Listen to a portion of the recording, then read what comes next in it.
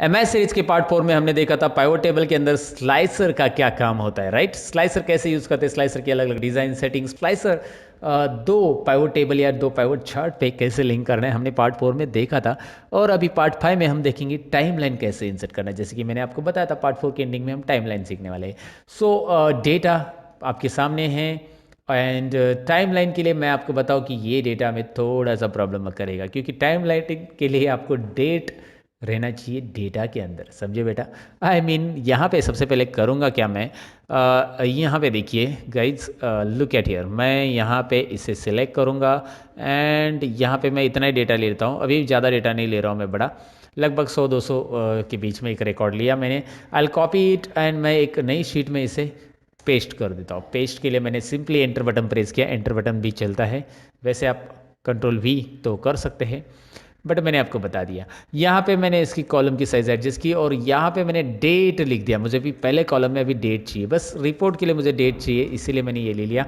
और मैं अभी फ़िलहाल करंटली जो चल रहा है, सपोज़ मैं 1 अक्टूबर 2019 2 महीने पहले की डेट डाल देता हूँ और यहाँ पे मैं इसे ड्रैग कर देता हूँ। मैं और एक काम करता हूँ और एक डेट डाल देता हूँ 5 अक्टूबर 2019। तो यहाँ पे क्या होगा, थोड़ा सा गैप क्रिएट होगा डेट का। 4 दिन का मैंने गैप रखा है और सभी 4 दिन के गैप से यहाँ पे डेट फिल होती जाएगी।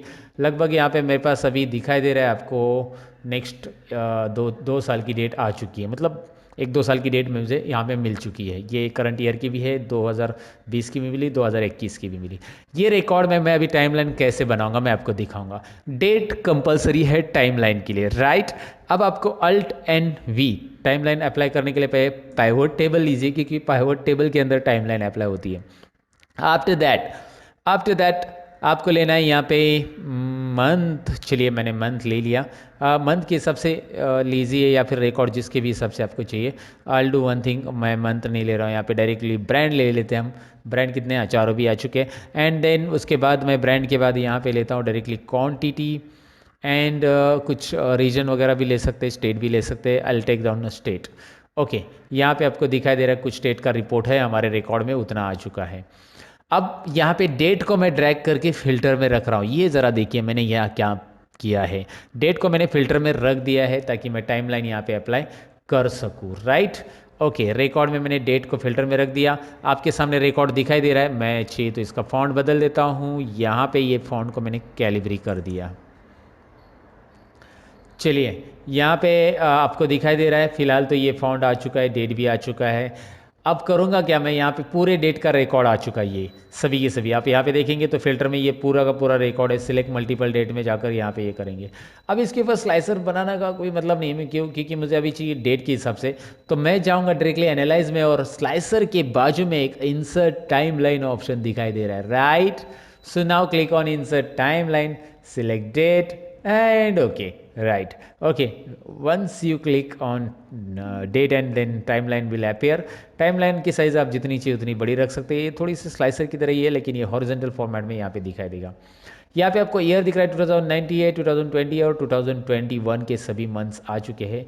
चलिए मैं अभी देखना चाहता हूँ जनवरी टू दिसंबर, किसका देखना चाहता हूँ, 2019 का रिकॉर्ड। ये देखिए 2019 जनवरी टू दिसंबर आ रहा है। आप खाली जैन का देखना चाहते हैं, जैन में कुछ नहीं था, फेब में कुछ नहीं था, क्योंकि हमने अक्टूबर लिया था, डायरेक्ट अक्टूबर में आ जाएगा। नवंबर में देखो रिकॉर्ड है, दिसंबर है, जनवरी है, फेब है 2020 का।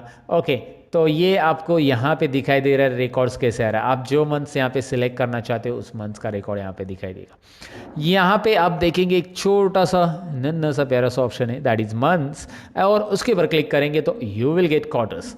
सो क्वार्टर्स के अंदर मतलब 3 महीने का रिकॉर्ड यहाँ पे आपको दिखाई दे रहा है। अभी फर्स्ट क्वार्टर में जाएंगे तो आपको Jan Feb March, then April May June July August September October November December, ये 3 महीने का रिकॉर्ड अगर आप देखना चाहते हैं तो यहाँ पे है। उसकी जगह आप मंथ्स तो अभी लिया था हमने, डेज लेते हैं। ये एक तारीख का रिकॉर्ड आएगा दोस्तों, 1 जनवरी 2 3 4 5 6 हर एक तारीख का रिकॉर्ड आपको मिलेगा।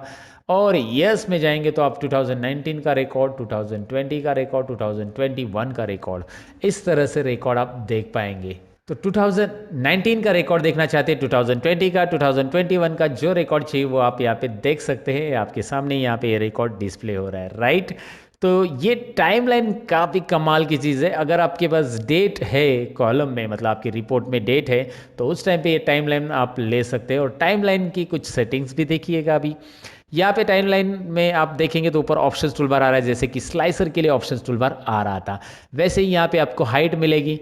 टाइमलाइन की हाइट आप बढ़ाना चाहते हैं, टाइमलाइन की विड्थ आप बढ़ाना चाहते हैं, यहाँ पे तो स्क्रॉल बार आता है, जैसे आप देख पाएंगे यहाँ पे टाइमलाइन के लिए स्क्रॉल बार है। टाइमलाइन में यहाँ पे नंबर ऑफ कॉलम्स तो नहीं आते, लेकिन हाइट और विड्थ आप बढ़ा सकते हैं। टाइमलाइन में हेडर आपको गायब कर देना है, हेडर दिखाई दे रहा है, हेडर गायब करना है तो गायब कर सकते हैं। स्क्रॉल बार भी गायब करना है तो वो भी कर सकते हैं। सिलेक्शन लेवल गायब करना है, जो सिलेक्शन लेवल आते हैं वो गायब होना चाहिए, और टाइम लेवल गायब होना चाहिए, तो वो भी यहाँ से आप हाइड कर सकते हैं। यहाँ पे आपको टाइम लेवल मिलता है, ये सिलेक्शन है, ये हेडर है, और ये आपका स्क्रॉल बार है। ये सारी चीज़ें यहाँ से आप हाइड और शो कर सकते हैं। बेसिक चीज़ें यार, सिंपल है, लेकिन इंफॉर्मेशन के तौर पे मुझे आपको बताना है, क्योंकि ये मैथ्स में सारी चीज़ें आपको आनी चाहिए। एक भी चीज़ मैं आपको बिना पढ़ाए नहीं छोड़ना चाहूँगा। यहाँ पे देखिए इस टाइम लाइन की अलग अलग डिज़ाइन आती है, वो तो आप समझ गए होंगे। यहाँ पे रिपोर्ट कनेक्शन आता है कि एक time line multiple pivot table से कैसे कनेक्ट करें। अब यहाँ पे एक ही पाइवट टेबल क्यों दिख रहा है दोस्तों, यहाँ पे मल्टीपल पाइवट टेबल क्यों नहीं दिख रहे, जो कि है इसलिए नहीं दिख रहे क्योंकि उसमें ये रिपोर्ट कनेक्शन वाला डेट जो है वो बाकी इसमें नहीं है। व्हाट आई डू, मुझे आपको ये दिखाना है कि ये मल्टीपल टेबल से कैसे कनेक्ट होगा। तो हमेशा के लिए इसको आप कॉपी पेस्ट कर सकते हैं, लेकिन मैं कॉपी पेस्ट नहीं कर रहा हूँ इस बार, क्योंकि मैं आपको कॉपी पेस्ट करूँगा तो ये ऑटोमेटिकली ये टाइमलाइन उससे कनेक्ट होके आएगी। इसका कॉपी पेस्ट करके नया कोई पाइवट टेबल बनाऊंगा तो मैं एक काम करता हूँ, जो शीट 8 में डेटा था उसका दोबारा मैं यहाँ पे एक पाइवट टेबल बनाता हूँ, लेकिन वो आपको दिखाई देगा कि वो डायरेक्टली कनेक्ट होके नहीं आएगा। मैं यहाँ पे उसको शीट नंबर 10 पे बनाता हूँ, यहाँ पे दिखाई दे रहा है। एक काम करते शीट नंबर 9 पे लेते, सॉरी मैं डेटा फिर से शीट नंबर 8 पे जाता हूँ, और यहाँ पे अल्ट एन वी करता हूँ, और यहाँ पे एग्जिस्टिंग करता हूँ। Existing, you know that, new करूँगा तो नई शीट आएगी। एग्जिस्टिंग में शीट नंबर 9 में जाते हैं हम लोग, और यहाँ पे नीचे रख देते रिकॉर्ड। अभी मैंने नीचे क्यों रखा, यहाँ पे साइड में क्यों नहीं, क्योंकि ये टाइमलाइन में डेटा बहुत बढ़ने वाला है आगे। मतलब ये जो पाइवट टेबल ये आगे भी डेटा बढ़ता है ना, कॉलम फॉर्मेट में इस तरह से जाता है, तो इसलिए मैंने इसे नीचे लिया। अब वहाँ पे डेटा बढ़ेगा तो फिर प्रॉब्लम क्रिएट करेगा, इसीलिए यहाँ पे आपको याद रखना है कि पाइवट टेबल आपको कहाँ पे प्लेस करना है। 2 पाइवट टेबल अगर आपके है, यहाँ पे तो डेटा आगे आने वाला है। अगर आपने ये टाइमलाइन का फिल्टर, सपोज मैं एग्जांपल ले लूँ, अभी मैंने कौन सा लिया है, ईयर्स का लिया है, 2020 का मैं लेता हूँ, तो आपको दिखाई दे रहा है ये यहाँ पे बढ़ गया। अगर मैंने यहाँ पे साइड में पाइवट टेबल लिया होता तो प्रॉब्लम क्रिएट होता ना। तो इसलिए छोटी छोटी बातों को आपको ज़रा ध्यान में रखना है। फिलहाल तो इस पाइवट टेबल पे क्लिक कीजिए, और यहाँ पे कुछ और चीज़ें डिस्प्ले करते हैं, लेकिन डेट फिल्टर में रहेगी। जैसे कि यहाँ पे मैंने लिया है सिटी, चलिए सिटी मैंने कॉलम्स में लिया। सिटी बहुत ज़्यादा यार, वो रिकॉर्ड देखने में थोड़ा सा लगभग, तो ब्रांड लेते हैं, कॉलम में रख देते हैं, ब्रांड कॉलम में रख देते हैं, और रीजन जो है वो रोज़ में रख देते हैं, राइट। और उसके बाद हम क्वांटिटी को तो हमेशा की तरह यहाँ पे रख देंगे, और डेट को हमें फिल्टर में ही रखना है। अब मेरे पास जो ये वाला डेट फिल्टर में क्यों नहीं आ रहा है, हाँ यहाँ पे देखिए, pivot table report cannot overlap another pivot table report. यहाँ पे ज़रा मैंने नीचे लेना चाहिए था, मैंने नीचे नहीं लिया। इस पाइवट टेबल को थोड़ा सा ड्रैग करके नीचे रखिए, क्योंकि यहाँ पे ऊपर जगह ही नहीं है, तो डेट फिल्टर में कैसे आएगा। यहाँ पे रखिए, अभी देखिए डेट आ गया, राइट। ऊपर आता है ना डेट, यहाँ पे ऊपर आ गया था, तो यहाँ पे ऊपर जगह नहीं थी, इसीलिए ये छोटी छोटी बातें जो होती है पाइवट टेबल में याद रखना है। मैंने इसे सिलेक्ट किया और नीचे ऐसा खींचा। ये कैसे खींचना है देखिए दोबारा, सॉरी ये अभी पूरा सिलेक्ट करना पड़ेगा मुझे, क्योंकि डेट के साथ आएगा। और ये एरो आने के बाद आप ऐसे नीचे खींच सकते हैं, जितना नीचे रखना है। Pivot table report can be move by clicking but by selecting it first. ये कौन सा एरो है उसके ऊपर क्लिक करना है, और उसके ऊपर क्लिक करने के बाद एरो के साथ ये मूव करना है, राइट। तो पाइवट टेबल कैसे मूव करना है ये तो आपको समझ में आया होगा दोस्तों, सिंपल है। आपको मुझे ये बताना है कि अब ये टाइमलाइन जो है ये दोनों से कनेक्ट नहीं है या है, आपको यहाँ पे दिखाई देगी।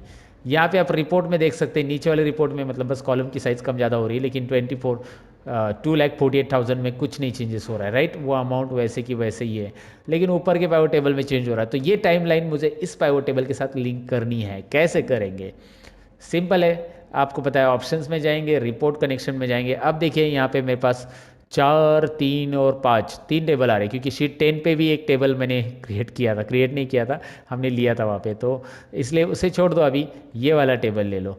अब आप बोलोगे यार इसमें तो हमने कुछ नहीं बनाया था शीट 10 में, क्योंकि शीट 10 में हमने वो डेटा ही लिया था जिसमें डेट है, और जिसमें डेट है उसी के लिए टाइमलाइन शो होता है। तो ये डेटा हमने यहाँ पे लिया था शीट 10 में भी, इसीलिए यहाँ पे वो दिख रहा है पाइवट टेबल। वहाँ पे हमने पाइवट टेबल बनाया नहीं पूरा। फिलहाल हमें ये चाहिए शीट 9 के दोनों पाइवट टेबल, तो मैंने इसके ऊपर क्लिक किया, ये लिंक कर दिया। और यहाँ पे आप देखेंगे अभी दोनों टेबल में लुक एट द वैल्यूज़ हो, या दोनों टेबल में यहाँ पे चेंजेस हो रहा है। 2020 2019 कि क्या वैल्यूज़ थी, 2020 की क्या है, 2021 की क्या है, और तीनों साल का एक साथ देखेंगे रिपोर्ट, राइट। सो पाइवट टेबल में ये जो टाइमलाइन होता है, ये टाइमलाइन दो स्लाइसर के साथ कैसे लिंक करना है, इस टाइमलाइन को यहाँ पे और नाम ऐड करना है तो यहाँ पे आप नाम ऐड कर सकते हैं। टाइमलाइन की सेटिंग्स भी मैंने बताई, स्लाइसर की भी सेटिंग्स मैंने बताई। स्लाइसर और टाइमलाइन करके देखिएगा। पाइवट टेबल यहाँ पे हमने बहुत लगभग पाइवट टेबल बहुत ज़्यादा तक फिनिश किया है। इसके बाद का जो ट्यूटोरियल है, मतलब पार्ट 6, जिसमें हम सीखने वाले हैं गेट पाइवट डेटा, काफ़ी इंटरेस्टिंग है। गेट पाइवट डेटा आप ज़रूर सीखिएगा। मिलते हैं अगले ट्यूटोरियल के अंदर एमआईएस के। बाय बाय करने के पहले मैं बताऊं कि मेरी एक्सेल, टैली और सीरीज़, बाकी भी पेड सीरीज़ अवेलेबल है। कांटेक्ट कीजिए मेरे टीम को, आपको गाइड करेंगे। अगर आपको टैली एक्सेल सीखना है तो कुछ डिस्काउंट भी मिलेगा। Thank you very much for watching. मैं सतीश लेता हूँ आपसे अलविदा, बाय बाय।